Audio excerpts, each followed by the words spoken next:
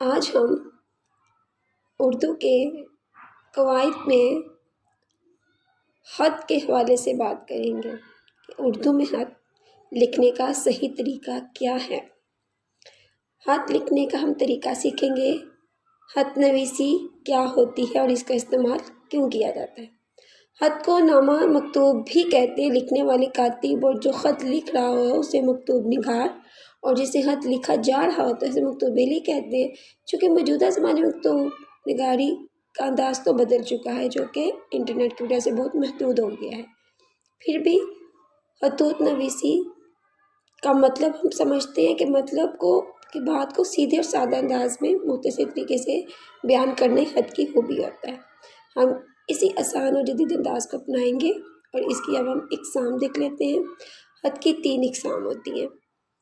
Internet کی وجہ سے یہ خطوط بھیجنا اور ریسیو کرنا بہت کم ہو گیا، لیکن ہم اس کے بارے میں پڑھیں گے۔ خط کی 3 اقسام ہیں۔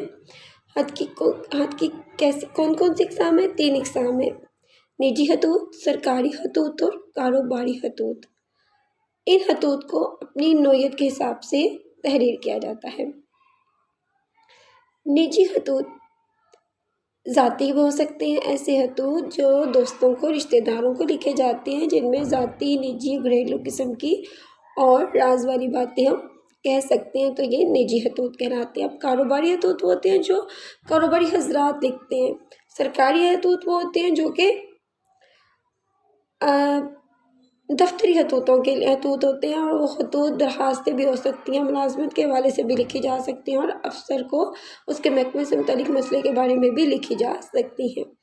خط لکھنے کا صحیح نقشہ کیا ہوتا ہے؟ پہلے ہم اس کا مقام دائیں جانب لکھتے ہیں کہ ہم نے کس جگہ خط بھیجنا ہے، پھر اس کی تاریخ لکھی جاتی ہے، پھر لقب کے بالکل درمیان میں ہم یہ لکھتے ہیں جس کو ہم خط لکھ رہے ہوتے ہیں، اور پھر ہم سلام دعا کرتے ہیں، وہ بھی دائیں پہلو میں تھوڑی سی جگہ چھوڑ کر کیا جاتا ہے۔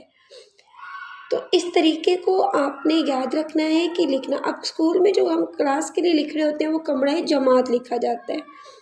درمیان میں خط کا مضمون ہم لکھ دیتے ہیں، جس کو لکھنا ہو جو بھی۔ اس کے بعد اختتامیہ انداز جو ہوتا ہے وہ بائیں جانب کاتب کا نام لکھ کر اس کی جس جگہ ہم بھیج رہے ہو تاریخ لے کر ہم اختتام کر دیتے ہیں۔ جیسے کہ یہاں پہ ایک نمونہ دکھایا جا رہا ہے، اور اسی طرح آپ کے نردبان کے صفحہ نمبر 54